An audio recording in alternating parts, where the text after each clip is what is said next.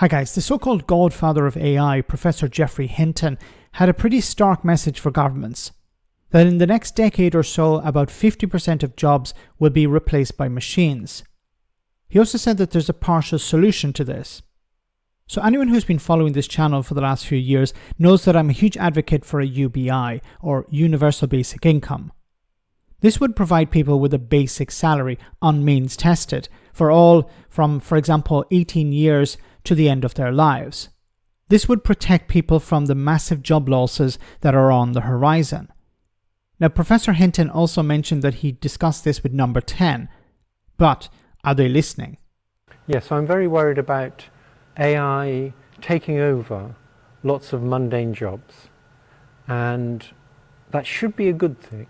It's going to lead to a big increase in productivity, which leads to a big increase in wealth. And if that wealth was equally distributed, that would be great. But it's not going to be. In the systems we live in, that wealth is going to go to the rich and not to the people whose jobs get lost. And that's going to be very bad for society, I believe. So it's going to increase the gap between rich and poor, which increases the chances of right-wing populists getting elected. So to be clear, you think that the societal impacts from the changes in jobs could be so profound that we may need to rethink the politics of, the benefit system, inequality, yes. Universal basic income? Yes, I certainly believe in universal basic income. I don't think that's enough, though, because a lot of people get their self-respect from the job they do. And if you put everybody on universal basic income, that solves the problem of them starving and not being able to pay the rent, but it doesn't solve the self-respect problem. So what, you just try to, the government needs to get, it's not how we do things in Britain, we tend to sort of stand back and let the economy decide the winners and losers. Yes, actually I was consulted by people in Downing Street, and I advised them that universal basic income was a good idea. And this is, you said 10 to 20% risk of them taking over. Yes. Are you more certain that this is going to have to be addressed in the next five years, the next parliament perhaps? My guess is in between 5 and 20 years from now, there's a probability of about a half that we'll have to confront the problem of them trying to take over. And he's right. Well, he should know. Now, he talked about how AI will result in higher productivity, meaning that businesses will be able to increase their profits and reduce their costs. We're a few years away from robot workers costing less than workers in China or in India. This is the direction of traffic. And of course, if robot workers cost less, then businesses are going to use them. And the ability of these robot workers is increasing all the time. They're getting better and better. Now, some jobs are being impacted while others are going to be replaced. Currently, jobs that can adapt to this are highly skilled white-collar positions such as business professionals, engineering professionals, legal experts, along with social and cultural professionals. They're all going to be impacted by AI.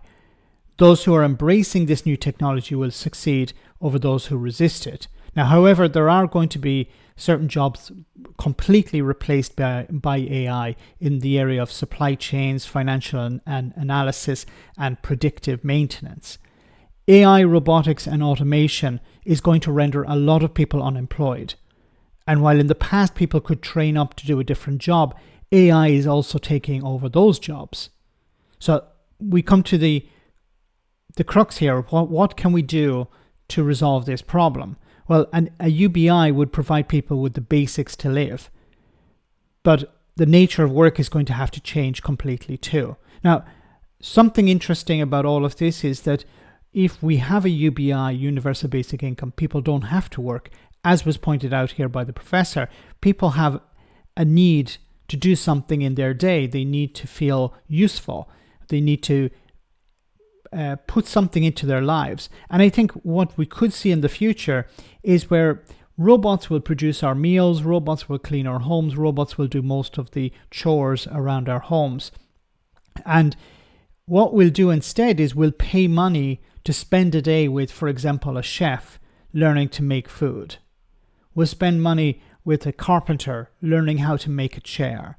So the things we need will be done by robots, but we will spend money to spend time with people, because we are social animals. We want to be with people. We want to discuss things. We want to talk with people. We want to share our time with people.